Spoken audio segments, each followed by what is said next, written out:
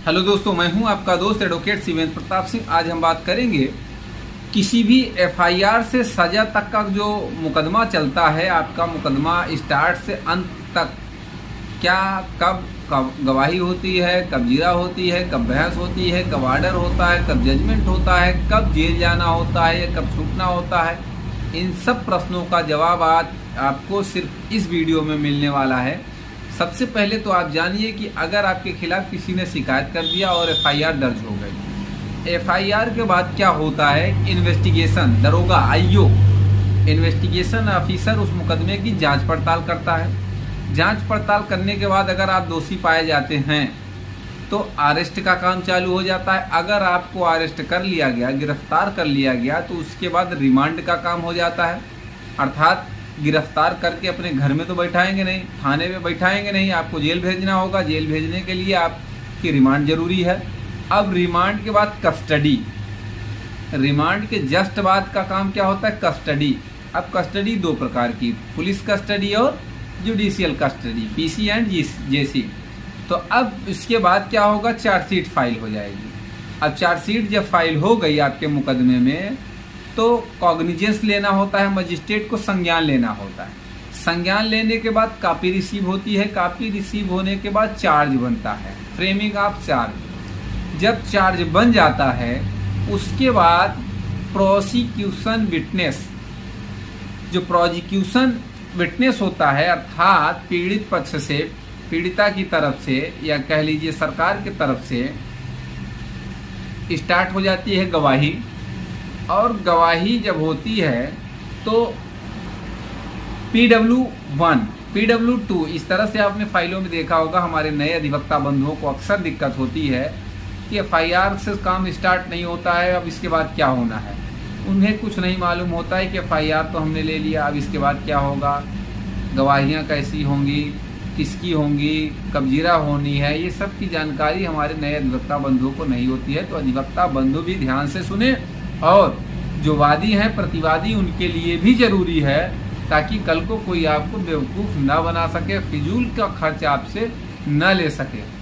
इसके लिए हम सबको ये बात जानना पड़ेगा कि हमारे एफआईआर के बाद से लेके सज़ा तक का क्या होता है, पूरा मुकदमा कोर्ट में किस तरह से चलता है। इन सब बातों का उत्तर आज आपको इस वीडियो में मिलने वाला है, तो बने रहिए हमारे साथ। तो अब जब प्रोसिक्यूशन विटनेस स्टार्ट हो जाता है, PW1, PW2, इस तरह से आपने देखा होगा लिखा हुआ फाइलों में। तो प्रोसिक्यूशन विटनेस, अब जो गवाहियां पीड़ित पक्ष से होंगी उस तरफ से जब गवाही स्टार्ट होगी तो बचाव पक्ष, अर्थात जो जेल में गया अभियुक्त, जो एफआईआर में फंसा है, उसके वकील उन गवाहों से जिरह का काम करते हैं, क्रॉस एग्जामिनेशन करते हैं, ताकि केस को छुड़ाया जा सके। चलिए, अब जब हो गया ये सब, उसके बाद अक्यूज का धारा 313 सीआरपीसी का बयान दर्ज होता है। इन सब के दौरान defence advocate has to be silence. कहने का ये मतलब, जो डिफेंस लॉयर होता है उसको शांत रहना पड़ता है, उसकी ज़रूरत फिलहाल नहीं रहती है। अब अक्यूज को ये बताना होता है अपनी सफाई में कि आपने ये अपराध नहीं किया, या किया तो किस तरह से किया, या अपने बचाव में किया, जो भी बातें हैं वो अभियुक्त को बताना होता है माननीय न्यायालय के पास। चलिए, अब उसके बाद क्या होता है, DW1, DW2, DW3 वगैरह जो भी आपने डिफेंस विटनेस, अर्थात जो जेल गया, या ये कह लीजिए जिसके खिलाफ एफआईआर दर्ज हुई थी, उसके तरफ से गवाहियां स्टार्ट होंगी, बचाव पक्ष में गवाहियां शुरू होंगी। अब उनकी जो गवाही होगी, उन प्रत्येक गवाहों से जो सरकारी वकील साहब होंगे वो जिरह करेंगे। जैसे भाई आपने पीड़ित पक्ष के गवाहों से आपके वकील ने जिरह किया, उसी तरह से आपके गवाहों से सरकारी वकील महोदय जो है जिरह करेंगे। अब दोनों तरफ से गवाहियां हो गई, उसके बाद जो होता है फाइनल आर्गूमेंट में फाइल रख दी जाती है, फाइनल बहस होती है। एक बात यह है, सभी को केस को अक्यूज की तरफ से घुमाया ये जाता है ताकि वो क्लियर ना हो। क्लियर नहीं होगा तो बचाव आपका हो सकेगा। इस तरह से जिरा होनी चाहिए कि केस और उलझता जाए।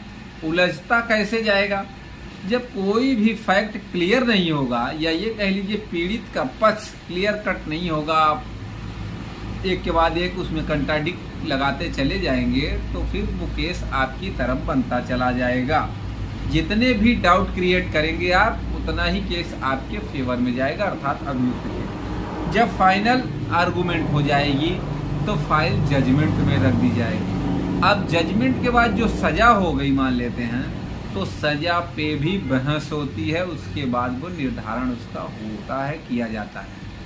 इस तरह से पूरे मुकदमे को कोर्ट में पेश किया जाता है। पूरे मुकदमे की डीलिंग इसी तरह से होती है। पूरा मुकदमा एफआईआर से सजा तक का इसी क्रम में चलता है। उम्मीद करता हूँ, आशा करता हूँ आज की जानकारी आपको पसंद आई होगी। अगर जानकारी पसंद आई तो वीडियो को लाइक करिए, शेयर करिए।